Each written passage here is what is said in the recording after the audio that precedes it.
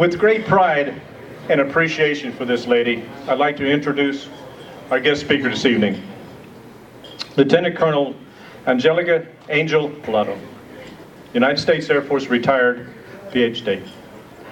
Lieutenant Colonel Angelica Pilato was the first woman Air Force officer assigned to manage an officers club, and the first to manage one in a fighter pilot base in a war zone.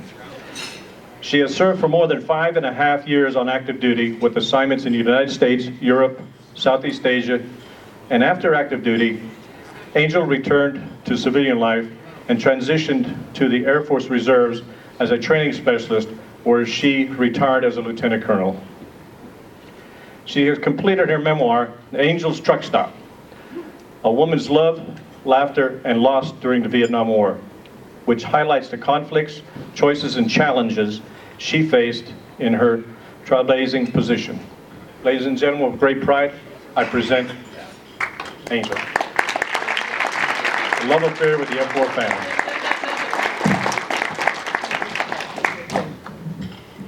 So first of all, thank you so much, Jim, for inviting me and extending an invitation to me. It's just a total honor.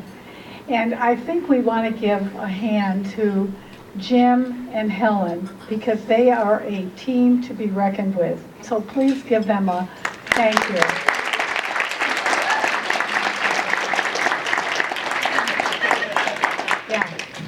Yeah, they've done a great job with this whole conference. So when Jim called me and said, we'd love to have you be the speaker, I said, are you sure that the guys will want a chick to come and talk? Yes. Yeah, okay, good. All right. Yeah, I paid him to say that, okay. And I wanted to be very sure about that, because I didn't want the banquet to have no one here tonight when they, when I hear what's going to be here. So anyway, the topic tonight is my love affair with the F-4 Phantom, okay? Now the subtitle could have been, and the pilots who flew them, but I'll leave that to the book, okay? We're not going to do that. Now, usually when I give a talk about my book, the title is How Being Part of History Turned into a Memoir. And I talk about the good, the bad, and the ugly, okay, when I give that talk. But tonight, seeing that it's a whole fun event, I'm only going to talk about the good, okay? So, I hope I can work this thing. Very good. Okay, how did it all begin? How did this love affair with the F-4 begin? Okay, well, let's start with the 60s, all right? And that's when I was a young, teenager type, okay? And it was the Kennedy era, all right? And Kennedy said what? Ask not what the country can do for you, but what you can do for the country, right? And he was very charismatic, and he was charming, okay, and he inspired all of us, all right? But anyway, the other things that were going on during the 60s was, okay, the Peace Corps started, and I thought, well, gee, what could I do? Because I was totally inspired. My family was all World War II patriots. And then also, of course, the women's movement was reignited during the 60s. Now, don't think it just happened in the 60s. It's been going on since Adam and Eve, okay?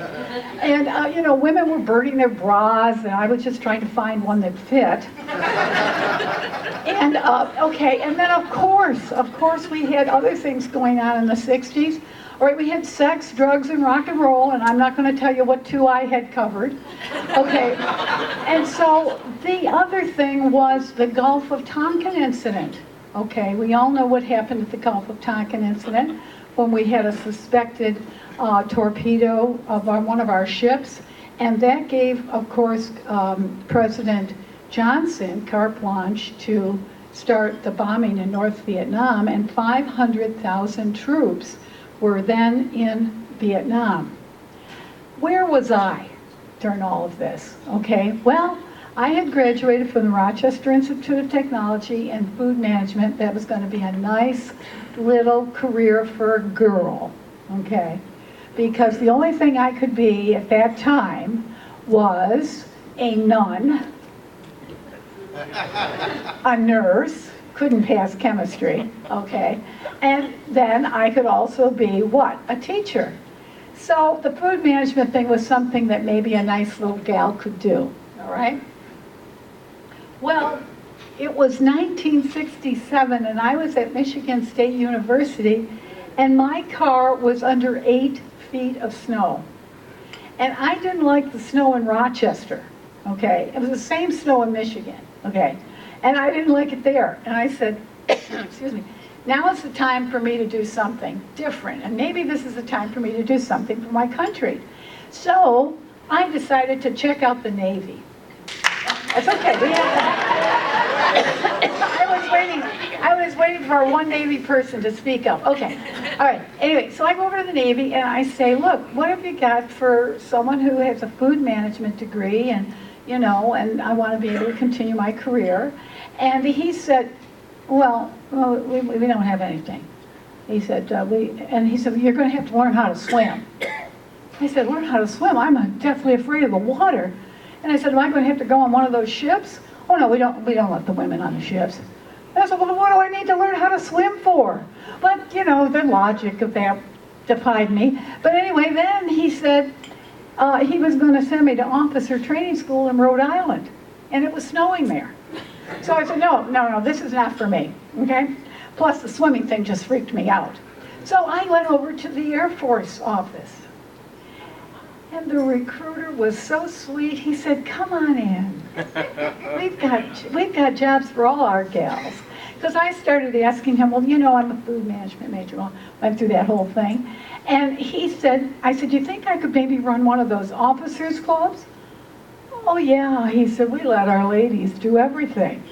And he said, he was going to send me to San Antonio, Texas for officer training school. It was 70 degrees there. And he was cute, so I signed up. So I said, look, I said, tell me, what am I going to expect when I go to officer training school? Oh, he said, you appear to be fairly intelligent. I had him fooled. And he said, you're going to have some tests. You're going to have to do a lot of tests, but you can pass them, I'm sure. He said, you're going to have some lawn parties. Yeah, okay. I thought lawn parties might be barbecues and teas, afternoon teas. I don't know what I was thinking, but when I found out, okay, first of all, I joined the Air Force, I said that. And I did do solemnly swear that is not my hair on top of my head. That is a pillbox hat, you know, the Jackie Kennedy look, okay? Okay, so I go to officer training school, and I find out what lawn parties are. You probably could tell me. You put on your fatigues, you go outside and pick up cigarette butts on the base. When you have so many demerits, they can't have you do anything else, okay? Now, I never did see San Antonio, Texas. Never saw it. No, because I had so many demerits, they never let me off the base, okay? Now, I got demerits for all kinds of things. Talking in line, marching on the wrong foot, no makeup on, and then the big one. The big one was, I thought I wasn't going to get out of officer training school. I flunked the test on the Strategic Air Command. And the flight training officer calls me and he said, "Oh, T. Pilato, do you know why I've called you in here today?" And I said, well, sir, would it be because maybe I flunked that test on the Strategic Air Command? He said, yeah, that's it. He said, no, look, he said, you appear to be fairly intelligent. Of course, I had him fooled too. And he said, I'm going to help you with this. It's just like football. There's offense. You see, offense is the Tactical Air Command, Angel. And there's defense, and that's and he's going on telling me all about this, and he sees this blank look come over my face. Do you know anything about football? I said, well, sir, I know there's 2 teams, and whoever gets the most points wins. So he said, oh my God, you're not going to be my summa cum laude in Air Force. And I said, well, do you think I can pass that test? He said, yeah, get back there and study.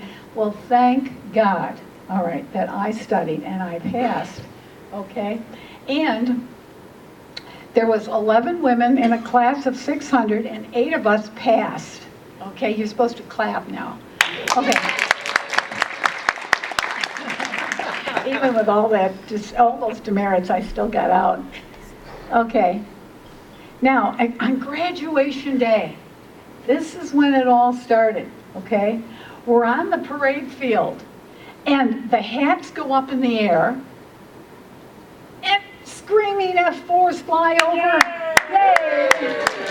Okay, and I mean, right from the head to the toes, it was like Rock City, okay? It's like, oh my God, this is amazing. Then somebody said, when I was telling them about this talk, they said, Angel, I don't think they were F-4s then. I said, look, I'm telling the story, and they're F-4s, okay? Anyway, okay, so my very first assignment was to the Strategic Air Command. And I was so glad I passed that test, okay? Well, I get there, first of all, I'm going to tell you about meeting my first fighter pilot, but I get there to my assignment, I report into the major who's in charge of the officers club, and I salute. Of course, you know, you're not supposed to salute in the officers club, but anyway, I did. I said, Lieutenant Pilato reporting is ordered, sir. And he said, oh my God, he said, you're going to be my assistant?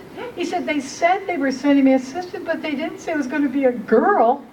And I said, well, you know, sir, I'm a food management major from the Rochester Institute of Technology, which I thought would clear that up for him, but it didn't. But anyway, they finally did find something for me to do there at Offutt Air Force Base. And while I was there, a fighter pilot, his plane broke down, and he was on the flight line, and he had to come into the officers club.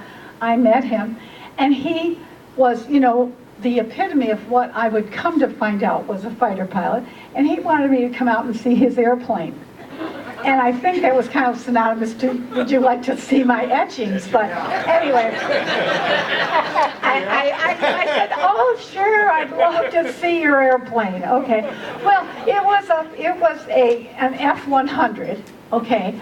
But he was so enthusiastic about being a fighter pilot. He said, Angel, you have got to get off of this SAC base. He said, because everybody knows SAC sucks. All right. Okay. He said, well, okay, I'm in a good crowd. I can do this. Okay. So at any rate, he said, look, you've got to get down a fighter base. He said, that's where all the young pilots are, and the young teachers, and the young people, and you'll have more fun. You won't be with these old stodgy guys. Okay, now I'm one of those old stodgy guys, but anyway. Okay, so I thought, well, you know, that might be interesting. I might see if I can do that. Well, my next assignment, okay, was to Morón Air Base, Spain. That was my second assignment. I'm not even going to talk about that because I really have no idea what their mission was. I was running the officers club there. I did well, and I got promoted to go to Bitburg, Germany, a fighter base. Yay! Yay! And I said, this is going to be it. This is going to be it. And it was just like that first fighter pilot told me. It was fun.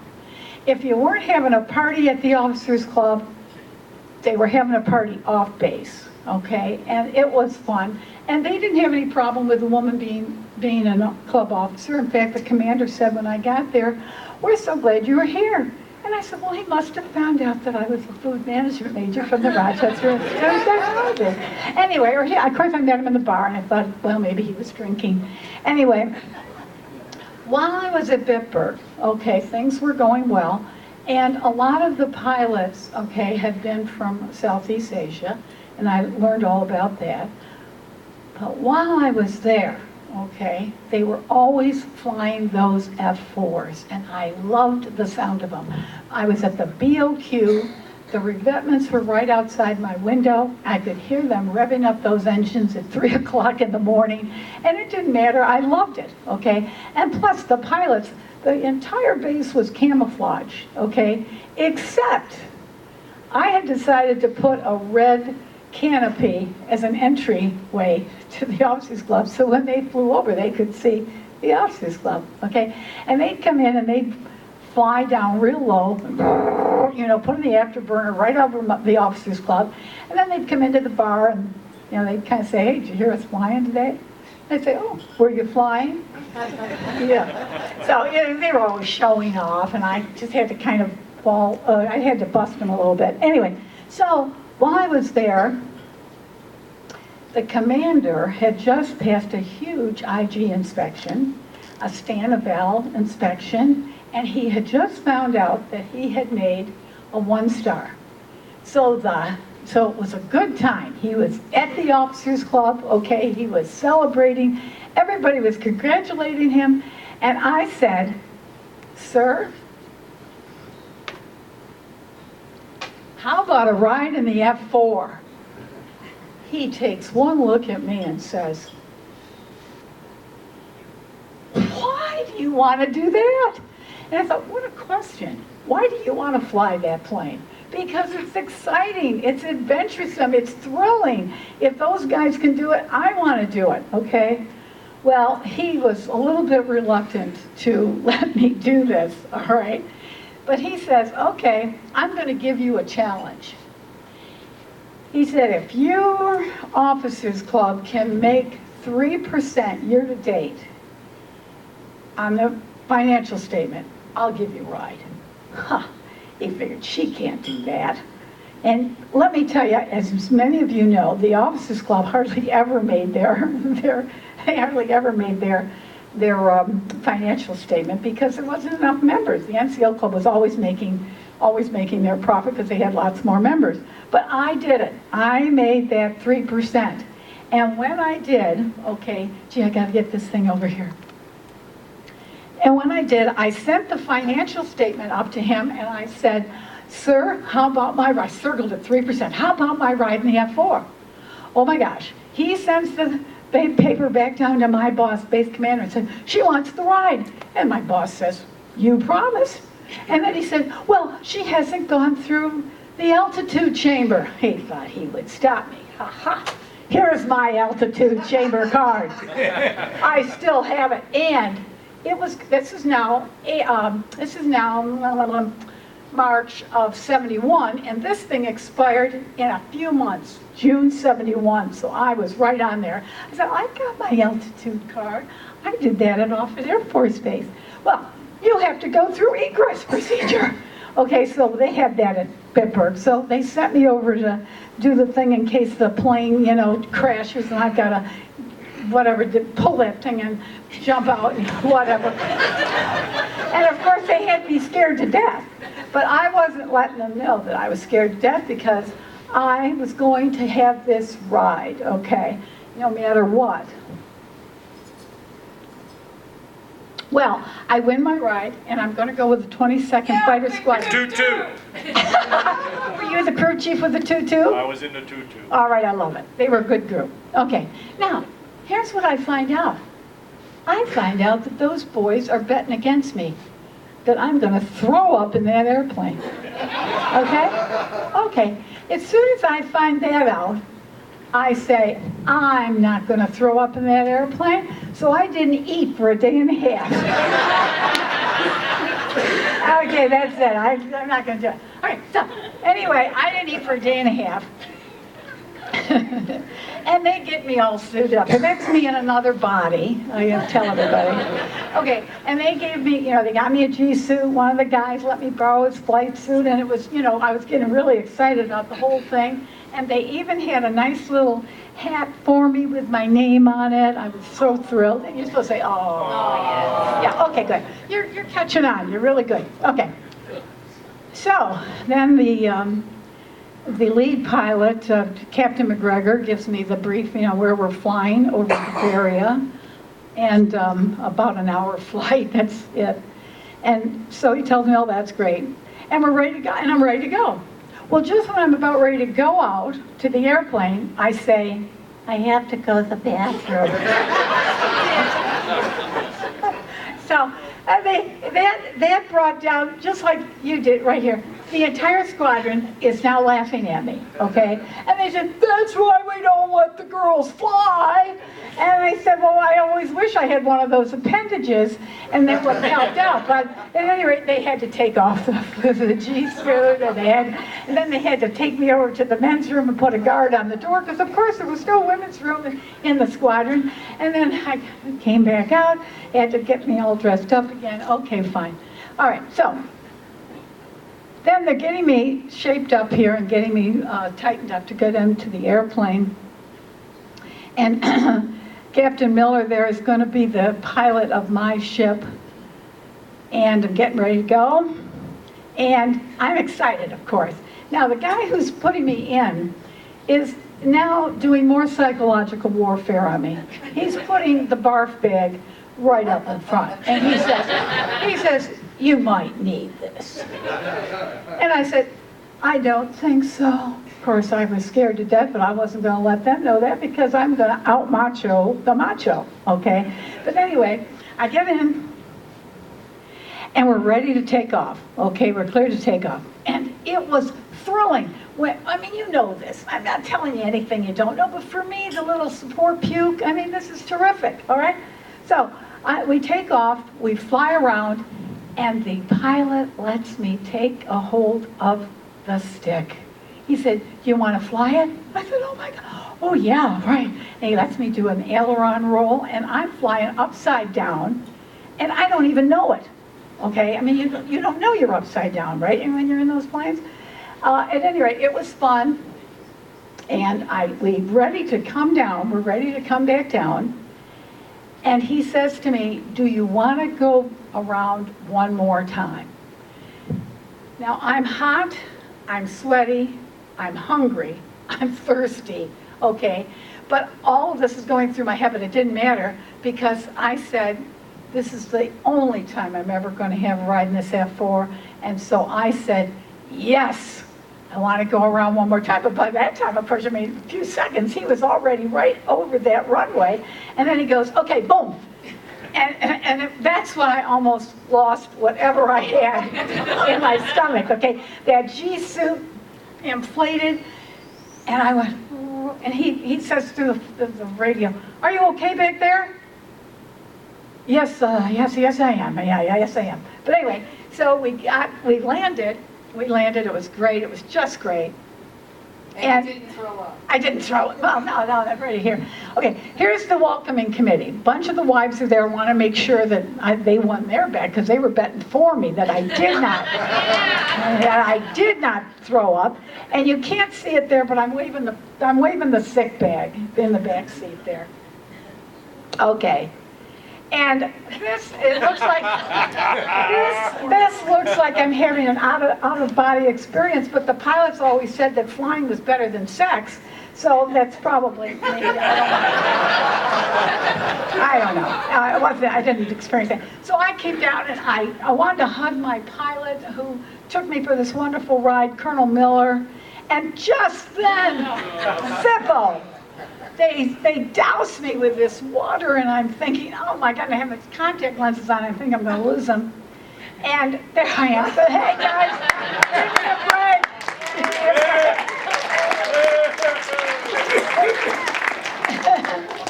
Okay, anyway, then they decided to give me some champagne, it's cheap stuff, and they wanted me to chug it. Okay, all right, here we go. Now, you see that coming out of my mouth there? That is bad news. And I decided to stop chugging right away because then I was going to throw up for sure. Okay, and they decided to give me a little plaque. Thank you so much. Okay, and there it was. All right, and here it is. Captain Angel Pilato, first flight in the F-4D Phantom 2. April 16th, 1971. Okay.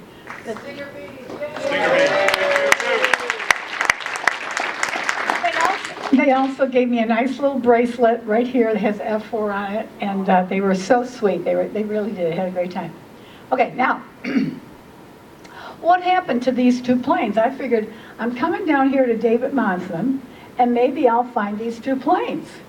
Well, then I have a person who, if I have an F-4 question, I ask him, and that's Roger Locker. Many of you probably know Roger Locker.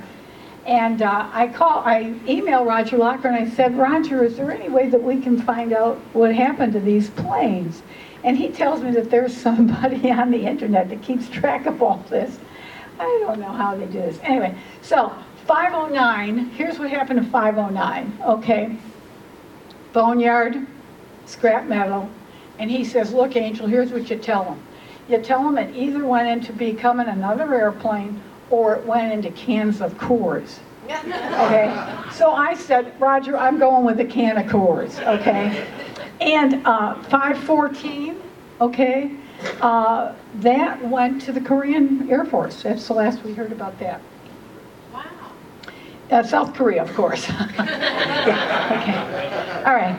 So now, how I get to Udorn Air Base. How do I get to Udorn Air Base?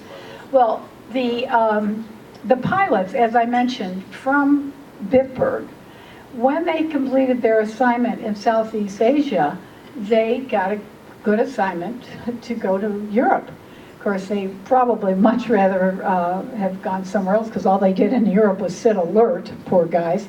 But anyway, they would tell me stories about, you know, what was going on over there, and I thought, what am I doing in Germany? I should be over there helping us win this war and get rid of these commies everywhere, okay? And I thought, what could I do to help out? So I volunteer, okay, to go. And they don't want me to go. Bitburg says, oh, you've done such a good job here, Angel. You're not going to like it over there. You're really not. And of course, what I didn't realize is they weren't really letting a lot of women go over to Southeast Asia. Nurses, yes, of course, but not a lot of women. And then, of course, when I got my assignment to Udorn, they find out they're getting a woman, okay? And here we go again. 4.5 years. They obviously have not gotten the word that I'm a food management major from the Rochester Institute of Technology. But here's the story. What I find out is the reason why they're a little skeptical about having a woman run the officers club over there. Now, I'm not going to include any of the males that are in this room because I know you guys are not like this, okay? But if you send men overseas by themselves, without their wives, without their mothers, without any adult supervision, you're going to have trouble, okay? You're going to have mischief and you're going to have mayhem, all right? And what they thought is this woman is going to come over and she's going to make the bar waitresses wear long skirts instead of those mini skirts that went, you know, all the way up. And she's going to stop the go-go dancers and she is going to stop the strippers on Saturday night. And so when I found out that this was kind of what was going, oh, and I was going to put flowers in the urinals, I'm sure. Of course, it was an F-4 base, the whole base, 3 squadrons. Okay, the triple nickel, the famous triple nickel, the 13th, and the 14th reconnaissance fighter squadron. Okay, now, that's where Udon, you guys all know where that is. And our mission was protect the force, get the photos, and kill MiGs, okay? Roger that. Good, Roger, Dodger that. Okay, but here was the story. Okay, there's our F-4s, there's the MiG-21, that's what they're going after, okay? But here's the story. The rules of engagement, 1968, you all know about this too, so I'm not telling you anything different, but the rules of engagement were a little messed up because civilians were working on them, okay? And they couldn't shoot down MiGs, they couldn't bomb certain targets, and so that was going on, no MiGs since 1968. Well, the rules of engagement changed, and in February of 1972, we shot down, the triple nickel shot down the first MiG since 1968. Okay, that was Bob Lodge and Roger Locker. Now here's what they did to celebrate. They went, of course, to the bar. That's the first thing you do when you celebrate. But before they did that, they drove their truck up the front stairs of my officers club and parked it in the lobby on my rug. Okay, now it says here, one for the Christians, shit hot from the ABCCC. So they're celebrating with, and I come in the next morning and there's the truck, there's the Jeep there. But when I found out that they were celebrating a real victory, I was right there for them, okay? Now, then of course they had trouble getting it out because they had to deflate the tires and move the thing out. Had a little trouble there. Okay, anyway. Now, I'm telling you a little story about this one. Every squadron who shot down, whether they were visiting or whether they were part of our group, whether they were TDY, they were bringing their trucks in. Okay? In, bringing them out, going to the bar, breaking the glasses, paying the bill. Okay, here's what's going on with this one. 3 o'clock in the morning, I get a phone call. 13th Squadron Ops Commander calls me and says, Angel, you told us that if we shot down a MiG, we could bring our truck in. I said, yeah, fine. Go ahead, because, I wasn't going to stop him at this point. Nothing I could do. I said, listen, go ahead. Why are you calling me at 3 o'clock in the morning? Just go ahead and bring the truck in. I need to get some sleep. Well, Angel, there's just one problem. He said, the truck is stuck in the door jamb. And we need some sledgehammers. Where the hell are the sledgehammers? Because we're going to knock down the old son of a, and get it out. And I said, the sledgehammers? I said, I don't think you want to do that. Oh, yes, we do. And there he's got his buddies in the background. Y'all tell him, find out where those damn sledgehammers are. And then, of course, they 3 sheets to the wind at 3 o'clock in the morning. So I convince him to wait until morning. I will get civil engineers over there. I will make it happen for them because I was, I like the guys in the 13th. And he said, she said she's going to get civil engineers over here in the morning. We're going to take care. She's going to take care of it. Okay. So they leave. I go back to sleep. The next morning, civil engineers comes over, but they're there to fix the sink in the kitchen. Okay. And as they're in there getting the orders for me where to go in the kitchen, I see the ops officer coming up the back door because nobody can get in the front door because the truck is still in the door jamb, okay? So I said to the civil engineer guy, I said, look, when the major comes in, go along with whatever I say, okay? He says, okay, ma'am, I can do it. All right. So in comes the major, and I say, Major, look, civil engineers is here. We're going to take care of this whole door jam situation for you. We're going to get that truck in. The major, by this time, of course, is sobered up, and he says, oh yeah, and then the sergeant says, well, Major, he said, who's going to pay for this? So we're here to do it. He said, it wouldn't take us a couple of hours, but who's going to pay for it? 13th Squadron, or is the captain here going to pay for it? He said, no, I don't think we want to do that. He said, we have a tow truck outside, and we're going to take the truck out, okay? And I said to the sergeant, I said, well, gee, thank you so much, Sergeant, for coming over to help us out, but I guess we don't need you here. Why don't you just go back in the kitchen, and we'll give you a case of beer for your trouble. He said, okay, Gap, no problem. Well, until I wrote the book, okay, this major didn't know that I had done this little ruse on him, but anyway, they got it out there. Well, of course, we had more MiG kills, more celebrations. That's Dan Cherry of Broadway Joe, Fredo, and Jeff Feinstein in the 532nd. And here's the thing. Because I was such a good sport, they said, Angel's been such a good sport, she's letting us bring the truck in the lobby of the Officers Club. We're going to nickname the Officers Club Angel's Truck Stop. Now you're supposed to say, oh, okay, very good. So they made me a nice little sign, which unfortunately someone stole, but that's how the book got its name, Angel's Truck Stop. It had to be that name. Okay, now, you guys already know this, but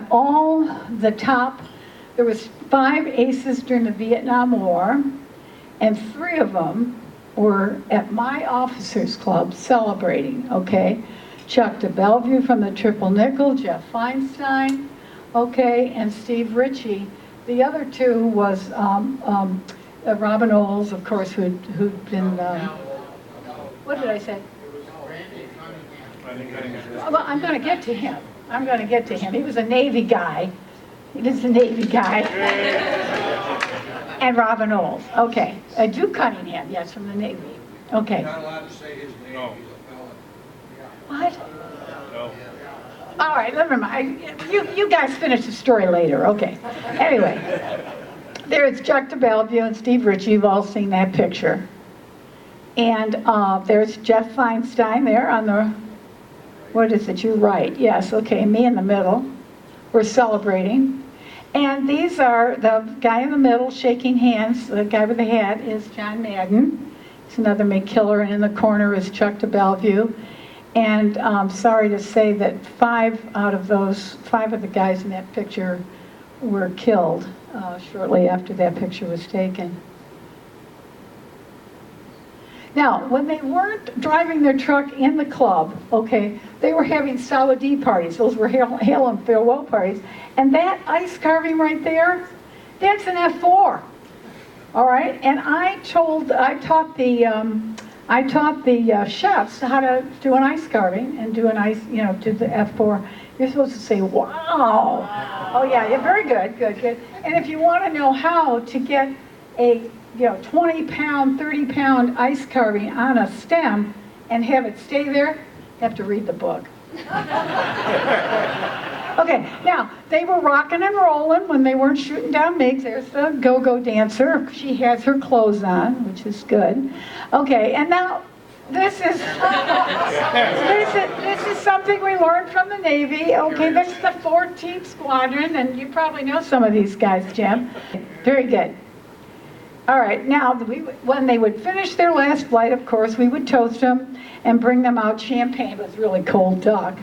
And you probably know these two gentlemen. The guy in the blue is the gentleman who turned out, it was Colonel O'Malley at the time, but ended up being 4-star General O'Malley.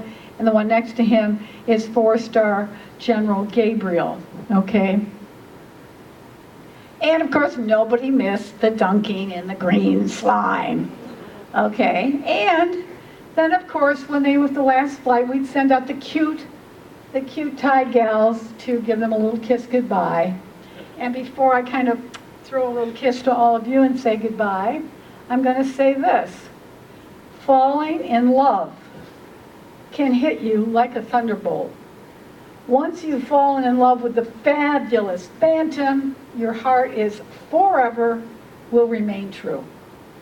So, thank you very much.